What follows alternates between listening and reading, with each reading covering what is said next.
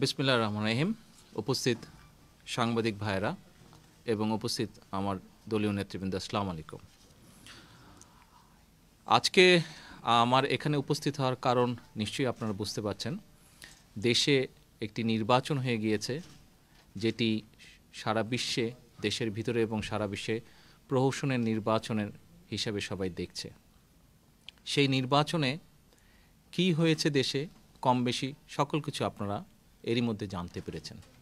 এই নির্বাচন নিয়ে আমি আমার পক্ষ থেকে এবং আমার দলের পক্ষ থেকে কিছু বক্তব্য আপনাদের মাধ্যমে, সাংবাদিক ভাইদের, এখানে উপস্থিত সাংবাদিক ভাইদের মাধ্যমে, মিডিয়ার মাধ্যমে আমার দেশের মানুষ এবং আমার নেতাকর্মীদের সামনে উপস্থিত করতে চাই। বিসমিল্লাহির রহমানির রহিম। প্রিয় সাংবাদিক ভাই ও বোনেরা, আসসালামু আলাইকুম। বাংলাদেশের ভয়ানক এই দুর্যোগকালীন সময়ে বর্তমানে যেন ন্যায়ের সাথে অন্যায়ের, সত্যের সাথে মিথ্যার এবং জনগণের আকাঙ্ক্ষার সাথে একটি রাজনৈতিক গোষ্ঠীর ক্ষমতার মোহের লড়াই চলছে। বিএনপি নেতৃত্বাধীন 18 দলীয় জোটের আহ্বানে সাড়া দিয়ে প্রহসনের নির্বাচনকে প্রতিরোধ, প্রতিহত ও বর্জন করায় গণতন্ত্রকামী সমগ্র দেশবাসী এবং 18 দলীয় ঐক্যজোটের তৃণমূল সহ সকল স্তরের নেতাকর্মীদেরকে জানাই আন্তরিক ধন্যবাদ এবং অভিনন্দন। সাধারণ জনগণ ঘরে বাইরে সর্বত্র তাদের অধিকার হরণের এ নির্বাচনের বিরুদ্ধে যে দৃঢ় অবস্থান নিয়েছেন, তা একাধারে রাজপথে থাকা আন্দোলনরত নেতাকর্মীদের যেমন অনুপ্রেরণাদায়ক, তেমনি এদেশের গণতন্ত্রকে সমুন্নত রেখে মুক্ত আদর্শ ও চিন্তা প্রকাশের সহায়ক। ব্যক্তিগত ও দলীয় স্বার্থের ঊর্ধ্বে উঠে দেশ ও দেশের মানুষের জন্য আমাদের এই ঐক্যবদ্ধ আন্দোলনের সাফল্য ইনশাল্লাহ অনিবার্য। প্রহসনের এই নির্বাচনকে কার্যত রুখে দেওয়ার মাধ্যমে দেশবাসী একটি লক্ষ্য অর্জন করল মাত্র। এটি চূড়ান্ত সাফল্য নয়, বরং চলমান স্বৈরাচারী বিরোধী আন্দোলনের প্রক্রিয়ার একটি অবিচ্ছেদ্য অংশ এটি। আমাদের সবার মূল লক্ষ্য নিরপেক্ষ তত্ত্বাবধায়ক সরকারের দাবি আদায় করে গণতন্ত্রকামী মানুষের চেতনার প্রতিফলন ঘটানো। সেই অভীষ্ট গন্তব্যে না পৌঁছানো পর্যন্ত সর্বাত্মক আন্দোলন অব্যাহত থাকবে। আমাদের মাঝে অনেকেই দিনের পর দিন ধরে সংগ্রাম করেছেন রাজপথে, আর তাদের সাথে রয়েছে সকল শ্রেণী ও পেশার আরও কোটি কোটি মানুষের সমর্থন, প্রেরণা, উচ্ছ্বাস ও দোয়া। আমি বিশেষভাবে বলতে চাই, সরকারের বাক স্বাধীনতা হরণের সকল অপচেষ্টার মাঝেও অনেক গণমাধ্যম যেভাবে বস্তুনিষ্ঠ সংবাদ পরিবেশনে দায়বদ্ধতা অব্যাহত রেখেছেন, তাতে মুক্তিকামী বাংলাদেশিরা আজ অনুপ্রাণিত। আওয়ামী স্বৈরাচারী সরকারের বিরুদ্ধে আমাদের এই আন্দোলন ইতিমধ্যে অনেক হতাহতের ঘটনা ঘটেছে। 5ই জানুয়ারির প্রত্যাখ্যাত নির্বাচনের দিন সরকারের নির্বিচার গুলিতে নিহত হয়েছেন 20 জনেরও বেশি সাহসী সেনানী। আহত হয়েছেন অসংখ্য। নির্মম নির্যাতন ও জেল জুলুমের শিকার হয়েছেন অগণিত মানুষ। সমগ্র বাংলাদেশ যেন আজ এক রক্তের উপত্যকা, যার অলিতে গলিতে বাজছে বিপ্লবের সুর আর চলছে বিপ্লবীর কীর্তি। রাষ্ট্রযন্ত্রের দমন নিপীড়নের যে মহান আত্মত্যাগ, আমি আবারও তা গভীর শ্রদ্ধার সাথে স্মরণ করছি। 16 কোটি মানুষের বড় একটি অর্জনের জন্য তথা সরকারের চাপিয়ে দেওয়া পরাধীনতা এবং জনগণের আর্থসামাজিক ও রাজনৈতিক অধিকার পুনরুদ্ধারের জন্য পরিবার পরিজন সহযোদ্ধা হারানোর গভীর কষ্ট বুকে চেপেই আমাদের আন্দোলনকে অব্যাহত রাখতে হবে। ক্ষতিগ্রস্ত মানুষ ও তাদের পরিবারসমূহের সেই আত্মত্যাগে সংগ্রামরত বাংলাদেশিরা ইনশাল্লাহ কোনো দিনই ভুলবে না। আত্মত্যাগের এই স্মৃতিই হবে আমাদের গণতন্ত্র পুনরুদ্ধারের চূড়ান্ত আন্দোলনের সংগ্রামী প্রেরণা। সেই আত্মত্যাগকে অর্থবহ করে তুলতে প্রয়োজনে সর্বোচ্চ ত্যাগ স্বীকার করে যে কোনো মূল্যে চূড়ান্ত লক্ষ্যে পৌঁছতে হবে। প্রবাসে চলমান চিকিৎসার কারণে বর্তমানে আমি অতীতের মতন রাজপথের আন্দোলনে শরিক হতে পারছি না, কিন্তু আমার চিন্তা, চেতনা, ভাবনা, পরিকল্পনা সব কিছুর আবর্তন বাংলাদেশ, বাংলাদেশের জনগণ ও চলমান আন্দোলনকেই ঘিরে।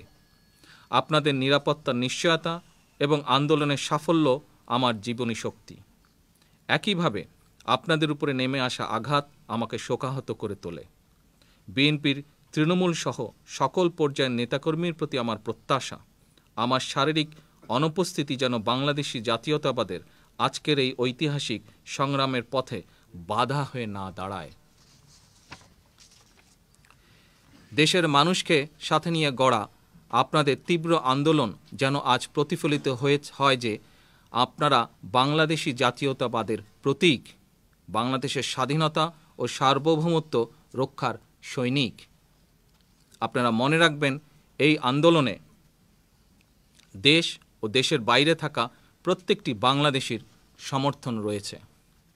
বিশ্বের সকল রাষ্ট্র ও গণমাধ্যম একচ্ছত্রভাবে আমাদের এই মুক্তির সংগ্রামের পক্ষাবলম্বন করেছে।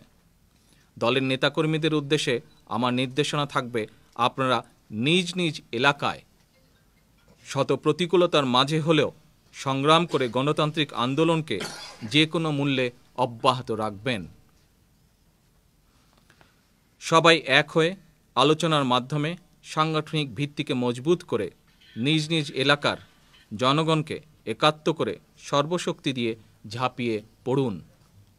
আমাদের প্রতিটি অঙ্গ সংগঠনের বিভিন্ন পর্যায়ের সকল সদস্য যদি আন্দোলনে আন্তরিকভাবে শরিক হন, ইনশাআল্লাহ পৃথিবীর কোনো শক্তির পক্ষে আমাদেরকে দমিয়ে রাখা সম্ভব হবে না। এত বিশাল নিবেদিত প্রাণ জনসমর্থিত একটি দলকে কেউ অভীষ্ট লক্ষ্য থেকে বিচ্যুতি করতে পারবে না। অবশ্যম্ভাবী বিজয় হয়ে উঠবে সময়ের ব্যাপার মাত্র। মনে রাখবেন, আমাদের এই আন্দোলন শুধু আমাদের একা নয়। দেশের রাজনৈতিক, অরাজনৈতিক সর্বস্তরের মানুষ আজ চাইছে যেন আমরা সফল হই, এই স্বৈরাচারী উৎখাত করি। এক চুল পরিমাণ ছাড় না দিয়ে জনগণের জানমালের নিরাপত্তা নিশ্চিত করে গণতন্ত্র পুনরুদ্ধারের লড়াইকে আপনারা পরবর্তী ধাপে উন্নীত করে দেশকে শীঘ্রই স্বৈরাচার ও অপশাসন মুক্ত করবেন ইনশাআল্লাহ। প্রশাসন ও আইনশৃঙ্খলার স্বার্থে সংশ্লিষ্ট ব্যক্তিবর্গ যারা 5ই জানুয়ারির কলঙ্কিত নির্বাচন প্রক্রিয়ার সাথে জড়িত ছিলেন, নিজ চোখে সরকারের কারচুপি ও অরাজকতা দেখেছেন, তাদেরকে আমি অনুরোধ করব, নিজের বিবেকের কাছে সততা নিয়ে প্রশ্ন করুন। আপনারা কাদের পক্ষ হয়ে কাদের বিপক্ষে কাজ করছেন? আপনাদের দায়বদ্ধতা কি জনবিচ্ছিন্ন সমর্থনহীন সরকারের প্রতি, নাকি নিষ্পেষিত গণমানুষের প্রতি?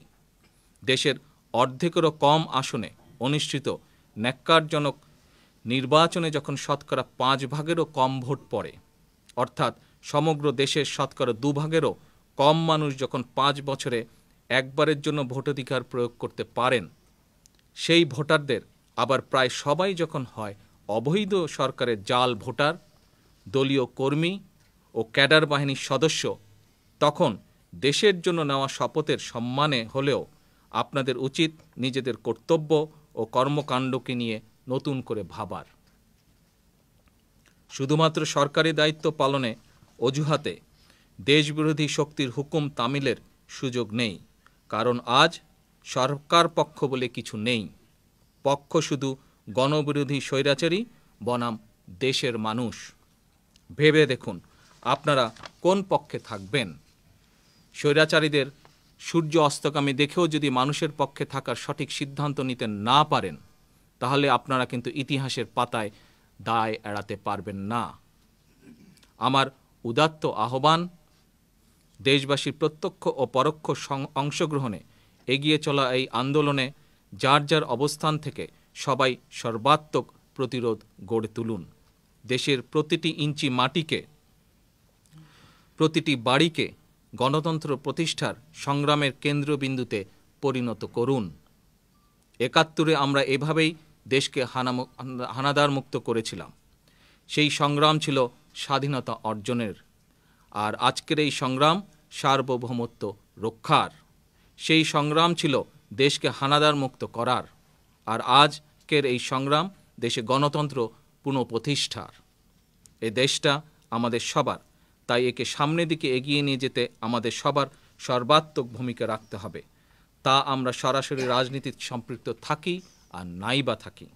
গণতন্ত্র রক্ষার্থে গণমানুষ দ্বারা পরিচালিত আমাদের গণমুখী আন্দোলনে শরিক প্রত্যেককে আবারও ধন্যবাদ। বিজয় আমাদের হবেই ইনশাআল্লাহ। বাংলাদেশ জিন্দাবাদ, বাংলাদেশ জাতীয়তাবাদী দল জিন্দাবাদ। আল্লাহ হাফেজ। প্রশ্নের দুটো ভাগ ছিল, এক দেশে যাব কি না। আমার বক্তব্যে আমি বলেছি যে আমার চিকিৎসা যেই কারণে আমি দেশে এসেছিলাম সেটি এখনও সম্পূর্ণ হয়নি। সেটি সম্পূর্ণ হলে ডেফিনেটলি ইনশাল্লাহ দেশে ফিরে যাব। আর দ্বিতীয় যেটি আপনি বললেন, দ্বিতীয় প্রশ্নটি যে মানুষ সেই আহ্বানটা অ্যাকসেপ্ট করছে কিনা। আপনি যদি আজকে সারা দেশের নির্বাচনের চিত্র দেখেন তাহলে এর মধ্যে যেভাবে আমাদের বিভিন্ন পর্যায়ের নেতৃবৃন্দকে এই স্বৈরাচারী সরকার যেভাবে জেল জুলুম নির্যাতন হয়রানি করেছে, তারপরেও যেভাবে সুযোগ হয়েছে বিএনপি নেতৃবৃন্দ যখনই যার যে অবস্থান থেকে সুযোগ হয়েছে মানুষের সামনে যে বক্তব্য স্থাপন করে দেশের মানুষকে যে আহ্বান জানিয়েছে, আজকের নির্বাচন এবং নির্বাচনের পরিবেশ প্রমাণ করে। মিডিয়াতেই যেসব এসছে, ছবি এসছে, সংবাদ এসছে, তার ভিত্তিতেই সেসবই প্রমাণ করে যে বাংলাদেশের মানুষ বিএনপি তথা 18 দলীয় জোট নির্বাচন বর্জন এবং প্রতিরোধ এবং প্রতিহত করার যে আহ্বান জানিয়েছিল সারা দেশের মানুষকে, সেটা মানুষ গ্রহণ করেছে। সেজন্যই আপনি দেখেন সবগুলো মিডিয়াতেই কম বেশি যেভাবে নিউজ এসছে সবগুলোতে এসছে 5% হার্ডলি হয়তো ভোট বিভিন্নভাবে কষ্ট করে কাস্ট করানো হয়েছে, এর উপরে যায়নি। ডেফিনেটলি বাংলাদেশে মানুষ গণতন্ত্র পছন্দ করে এবং এই মুহূর্তে গণতন্ত্র বাংলাদেশে বন্দী। আমরা সেই গণতন্ত্রকে যাচ্ছি যেই গণতন্ত্রের ফলে মানুষ নিজের মত নিজে প্রকাশ করতে পারবে, নিজের অধিকারের কথা নিজে পরিষ্কারভাবে বলতে পারবে, জেল জুলুম বা মিডিয়া বন্ধের ভয় থাকবে না, সেই বিপ্লব। ভিডিও বার্তাকে আওয়ামী লীগ অভিযোগ করছে নির্বাচনকালীন সময়ে সহিংস আন্দোলনের আপনি ডাক দিয়েছেন। ওই প্রশ্ন আগের প্রশ্নের সাথে মিলিয়ে এটাকে আপনি কিভাবে ব্যাখ্যা করবেন?